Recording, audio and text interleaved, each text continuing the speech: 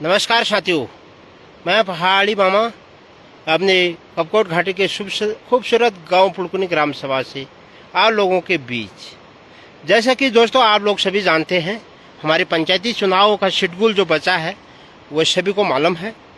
2 चरणों में मतदान होना है। 31 जुलाई को हमारे मतदान की पेटियां खुलेंगी और उसमें प्रधान का शेरा बांधा जाएगा। तो दोस्तों मैं आप लोगों से एक सवाल करना चाह रहा हूँ और सभी मतदाताओं से भी और उम्मीदवारों से भी। जैसे कि आप जानते हैं, हमारे वहाँ पंचायत का शेड्यूल सदियों से पीढ़ी दर पीढ़ी चलती आई है। हर 5 साल में ये शेड्यूल चलता रहता है और इस बार भी चलेगा। और उत्तराखंड की सरजमी, यहाँ पर देवभूमि उत्तराखंड की वो मात्र भूमि गांव जिसको कहा जाता है, वहाँ से हमेशा हर साल की तरह हर 5 साल में कभी लेडीज सीट तो कभी जेंट्स सीट, कभी आरक्षण महिला तो आरक्षण पुरुष, ये परंपरा चलती आ रही है। लेकिन बहुत सारे गांव में अभी भी पंचायती चुनाव हो रहे हैं, तो वो भूल जाए आप लोग। तो पहले किसका पति प्रधानीगिरी करता था और कोई किसी का ससुर, किसका जेठ तो किसका भाई, तो ये परंपरा चलती आ रही है। क्या इस बार की तस्वीर कुछ अलग होगी? हरे भरे जंगलों की तरह क्या मतदाता लोगों जो उम्मीदवार हैं उनसे पूछ पाओगे? क्या इस बार विकास होगा? आज तक तो आप देख ही रहे हैं, बहुत सारे गांव अभी भी डोली से मरीजों को हॉस्पिटल पहुंचाया जाता है। चलने के लिए अच्छे रास्ते नहीं हैं और चलाने के लिए अच्छी सड़कें नहीं है, पढ़ने के लिए अच्छी शिक्षा नहीं है और क्या नाम करते हैं, बिजली पानी की बहुत सारी समस्या अभी भी गांव में है। और कुछ लोगों ने यहाँ से पलायन कर दिया। और उन्होंने क्यों पलायन किया है? क्या आज का युवा अपने प्रधान कैंडिडेट से पूछ पाएगा कि अब की बार क्या विकास होगा यहाँ?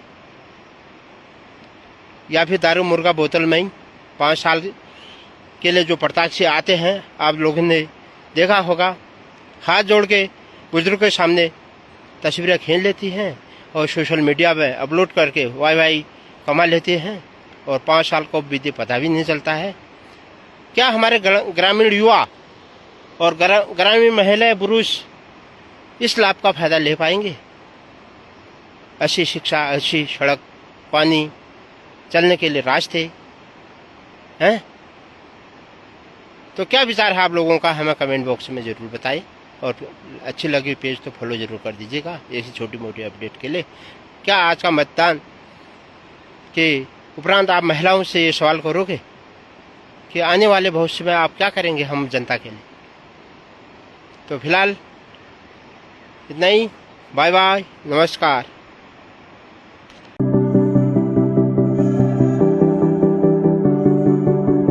दोस्तों, जैसे कि आप जानते हैं, मैं वो मामा पहाड़ी आप लोगों के सामने एक नई सूचना के साथ यहाँ पर उपस्थित हूँ। और मेरे साथ हैं बड़े भाई दिलीप सिंह मेहरा जी और छोटे भाई पुष्कर सिंह मेहरा जी। जैसे कि हमें अभी अभी सूचना प्राप्त हुई, दीपा मेहरा जो इनकी बहू है, उन्होंने अपने भाई के लिए नाम समर्थन दे दिया है। तो इस बारे में भाई साहब क्या कहना चाहोगे आप? मेरी तरफ से दोनों बहुएं हैं जी। एक भाई की बहू है, एक लड़के की बहू है जी। लड़की की भी जो है बहू है, वो से बेटी है। तो उसने अपने छोटे भाई ने बड़े भाई को समर्थन कर रखा है। छोटे भाई ने बड़े भाई को समर्थन दे दिया है। यानी और कभी भविष्य में बड़ा भाई जो है छोटे भाई का आशीर्वाद देगा, छोटे भाई को आशीर्वाद देगा। जी हाँ, अभी अभी बड़े भाई दिलीप सिंह मेहरा जी को सुना।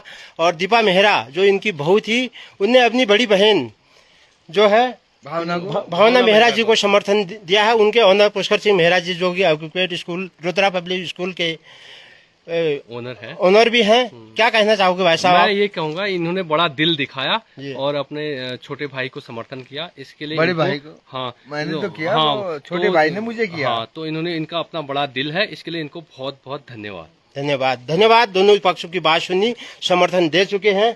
आपको बहुत बहुत बधाई दोनों को। और बड़े भाई साहब, आप क्या कहना चाहते हो? मैं दोनों का धन्यवाद करना चाहता हूँ। दोनों बहू ने, दोनों की समर्थन ये है कि एक दूसरे को चाहते हैं, प्यार करते हैं और मोहब्बत के साथ दोनों को मैंने उनका अलग अलग जगह उनका निर्णय लिया कि भाई तू क्या चाहता कि किसमें किसी के ऊपर कोई प्रेम व्यवहार अच्छा है, तो उन्होंने अपने मन और दिल और खुशी से उन्होंने अपना समर्थन किया कि चलो अभी इसके बाद जो है पुष्कर सिंह को उठाए।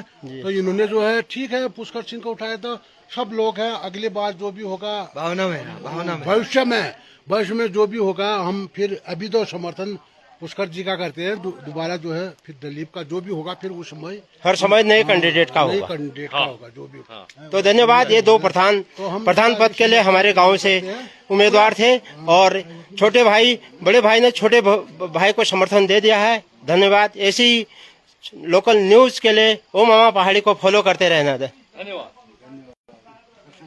उठ जा मेरे दोस्त, ड्यूटी जाने का टाइम हो गया है। ये गाना पसार कर सोने से घर नहीं चलता है।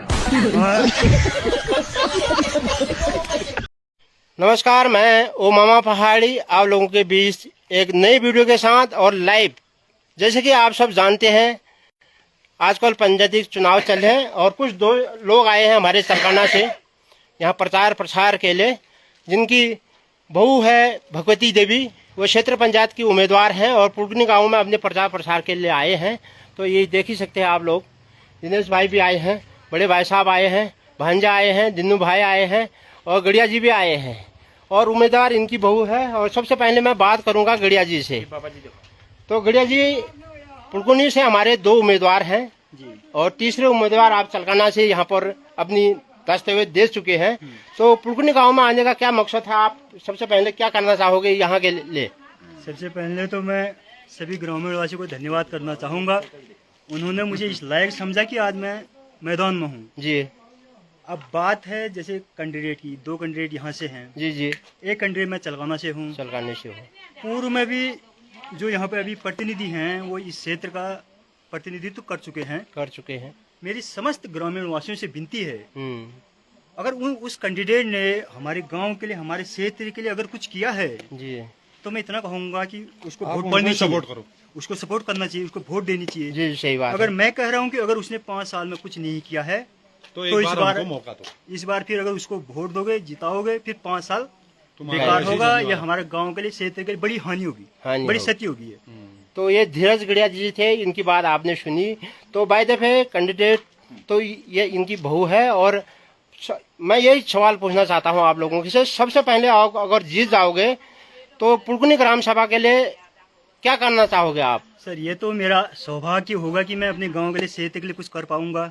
अगर मेरा क्षेत्र मुझे चाहता है कि मुझे आगे अपनी आवाज बना के आगे ब्लॉग में, क्षेत्र में भिजवाता है अपना प्रतिनिधि बना के, जी जी, तो मेरी सोच है सबसे पहले इस क्षेत्र में, अपने गांव घरों में, क्षेत्रों में, जैसे हमारे मेन मुद्दा मैंने स्वास्थ्य हो गया, शिक्षा है, पानी है और सड़क है। जो पार बड़ा गांव है तो वहाँ आने जाने में काफी समस्याएं होती हैं, दिक्कत होती है। तो मैं बहुत पहले से, जैसे सैकोट से पार रोड लिंक है, मैं इसके लिए काफी समय से लड़ रहा हूँ, सबको पता है। मैं इसके लिए बहुत संघर्ष कर रहा हूँ। अगर कल मैं जीतता हूँ, मुझे अगर क्षेत्र वाले चाहते हैं तो मैं इस रोड के लिए हमेशा संघर्षरत रहूंगा जब तक ये रोड पूरी नहीं होगी।